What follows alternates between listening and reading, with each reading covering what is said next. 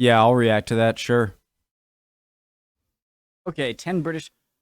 Haggis seems okay. Like, that's a classic, like, oh, God, sounds gross food. I've never had it. I'd try it. Fish and chips, I love. One of my favorite foods. You guys have a lot of, like, meat pies, which I love. Shepherd's pie. Beef Wellington, I've never had it, but Gordon Ramsay. Bangers and mash. Just mashed potatoes with anything. Gravy. Let's do it. My name's Connor. Hello. I am from New England. Better England. And I like to watch stuff. How you guys doing? Good? Great. Preemptive like Watch Mojo UK. British foods you either love or hate. Watch Mojo UK. It is definitely not what I go to when I don't know what video to play. Easy content. I think you better come with me. Squeezy Marmite. Sandwiches need never be done. Welcome to Watch Mojo UK, and today we're counting down our picks for the top 10 British foods you either love or hate. Before we begin, we publish new content every day, so be sure to subscribe to our channel and ring the bell to get notified about Yeah, guys, did I say this? Original link to the video, top of the description, right below that. Link to the Discord, click on it, send you right over there. Would love to have you. latest videos.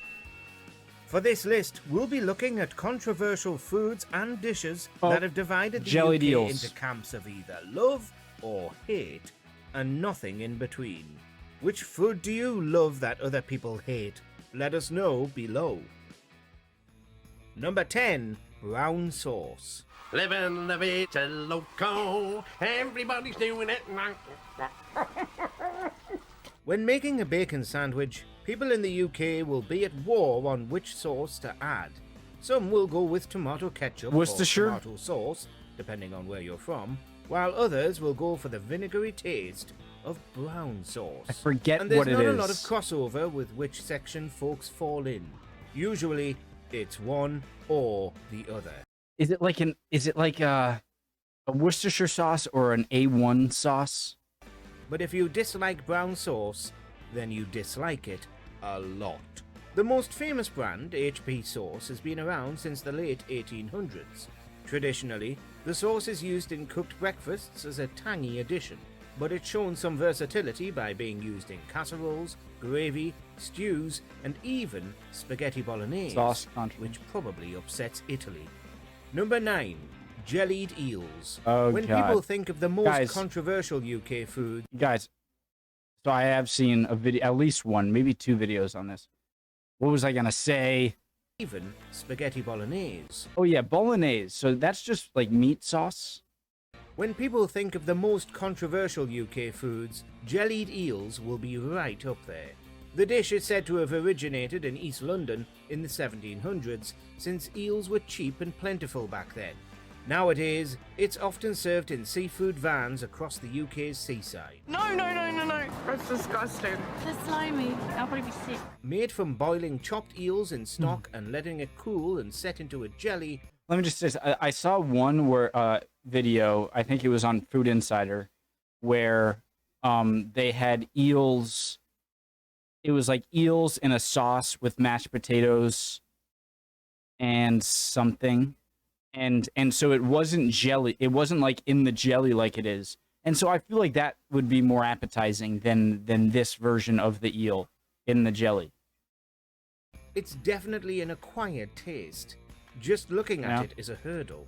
Traditionalists often love this grub with ardent passion, regularly bringing it back into the collective consciousness should it disappear for a while.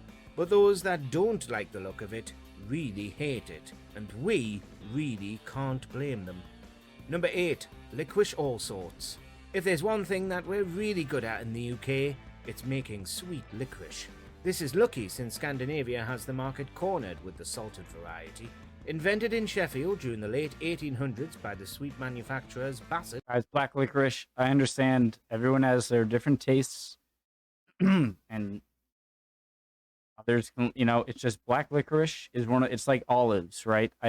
Every time it's in front of me, I will try it and understand that, all right, me thinking in my head that it's disgusting will make it automatically disgusting next time I try it. And so I go in with an open mind, just like with olives. And every time I hate it, and I don't understand how people like black licorice or olives. But if you do, I mean, you know. Licorice all sorts are delightful. For some, anyway.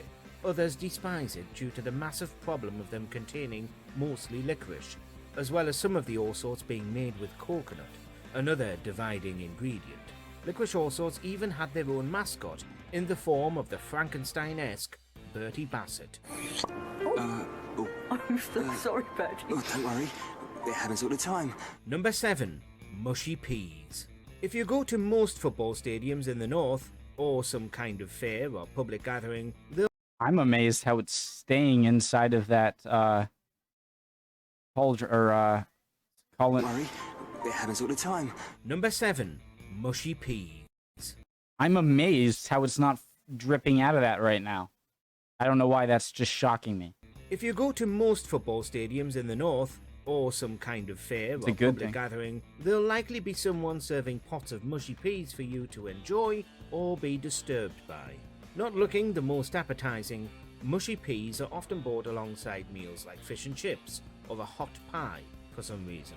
Traditionally, the dish is made with marrowfat peas that are covered with water and baking soda, left to soak for 12 hours, and then boiled in water until mushy. Sometimes a dash of mint sauce is added for some extra flavor. Mint or until mushy. Sometimes a dash of mint sauce is added for some extra flavor. Did he say mint sauce or mint sauce? Mint sauce. Due to how much some people love them, mushy peas have been referred to as Yorkshire caviar. Number 6. Deep fried everything. When it comes to the art of deep frying food, the Brits are pioneers in this field. And it's not just savoury meals we dip into hot fat like fish or sausages. We often like submerging. I thought the American South had that cornered. Sweet treats like Mars bars and cream eggs. Actually, a lot of people don't like it, but there's a lot of people that do like it. While some of you may be salivating at the thought, others will be wondering what's wrong with Brits. There are even battered peas, battered pizza called pizza crunch, and spam fritters, which became a delicacy during the 1940s. But if that's not enough deep-fried goodness for you, some takeaways offer scraps, which are the leftover crispy pieces of batter that can be sprinkled onto your food or simply eaten as is. I noticed how spam sort of like if it becomes like a sort of a dish in a lot of different countries over the world, and that obviously that's become it because it was like a World War II war ration thing, right? And so everyone just kind of got a taste of it then as like a cheap food. Spam fritters, which became a delicacy during the 1940s. I'd imagine it has like a ham but if that's taste. Not enough deep-fried goodness for you, some takeaways offer scraps, which are the leftover crispy pieces of batter that can be sprinkled onto your food or simply eaten as is. Probably not the healthiest, though. Number 5. Chips. Depending on where you grew up in the UK, you'll have very strong opinions on what should be on a chippy tea. And anything else is frankly wrong, upsetting, and should be banned. I don't like it, okay? It's too greasy. It's much, much too greasy. According to YouGov in 2020, which looked at Britain's favourite chip toppings across the region, North England loves slathering those fried spuds with gravy. Yorkshire sloshes mushy peas on top. Guys, for some reason, seeing the fish and chips in the little like ice cream cone looking paper cone, upside down cone, it just looks so appetizing when it's all nice and the crispy fries with the fried fish. I don't know. I just think that's a great market. It looks so tasty. And even though like you can fit less in it. Southerns like the simple mayonnaise. Oxfordshire likes tangy tomato ketchup. Scotland sticks with tradition by using salt and vinegar. Cornwall makes their chips cheesy. And Wales favours curry sauce. I like all of those. Vinegar on my fries can be very good. You can honestly tell where someone's from by simply asking what their favourite topping is. Try asking strangers and let us know the results in the comments. What is your favorite, guys? 4. Christmas pudding. I'm still during late December every year. After consuming an entire spruced-up roast dinner as per the custom, the fruity round brown Christmas pudding is pulled out. Everyone is giddy and clapping when brandy is poured over the pudding before it is set ablaze. But then, when it comes to eating it, people are divided. Some love the tradition and will likely comment it wouldn't be Christmas without it. Others prefer nicer, better desserts. The Christmas pudding has been part of the UK's festivities since the medieval period, before it really took off during the Victorian era. Some families even include silver coins in the pudding. Whoever gets the surprise will be blessed with wealth over the following year. Number 3. Haggis.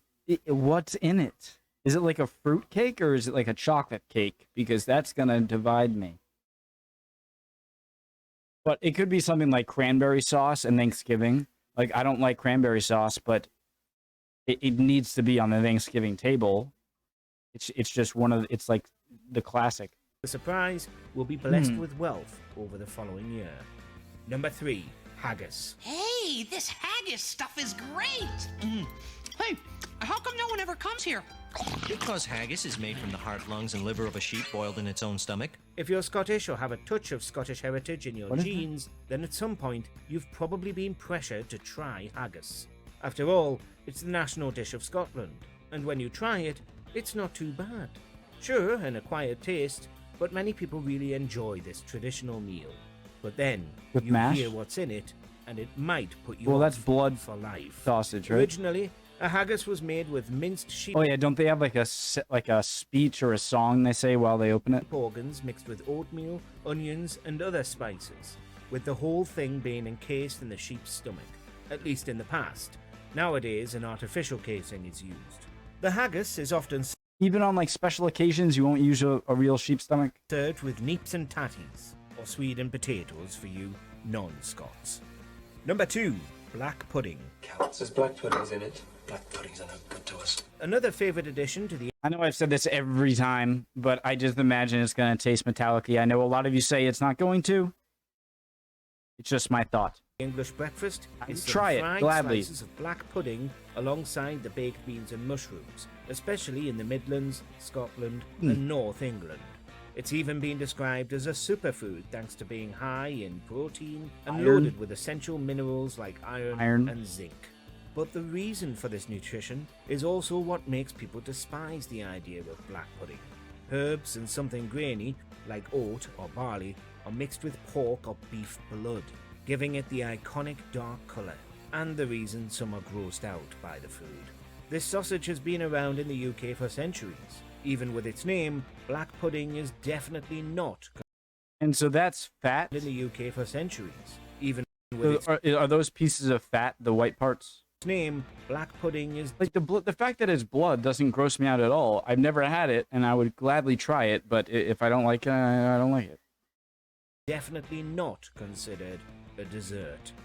Number 1, Marmite. I just confused this with the Australian. The team's only option is to remove the stricken jar. We had to finish with the food that made love it or hate it their slogan. What's the Australian thing? I thought this. Yeah, Isn't it Marmite? You have to know what I'm talking about. Inspired by someone brewing some beer and looking at the sludgy remains and thinking that'd be great on toast, along came the birth of Marmite. This yeast extract has divided not only the country, but also families. Does it start with a C? And lifelong friends. Some enjoy the sticky dark substance with its bitter, tangy flavour. Others think it's an abomination. But regardless, Marmite is surprisingly high in vitamin B. This is great for vegans, when most sources for this essential nutrient are from animals. Vegans. Those that enjoy Marmite really enjoy it. Nigella Lawson even used it in a recipe for spaghetti, which will probably upset Italians once more in this video. Soz. Do you agree with our picks? Check out this other recent clip I'd from like to try a lot of them. Cool video, guys. Let me know what your thoughts are on some of those things, especially what the brown sauce is, please. See you guys. Hope you're doing well. If not, chin up. You will be good soon. Don't worry. Trust me. Chin up. See you guys.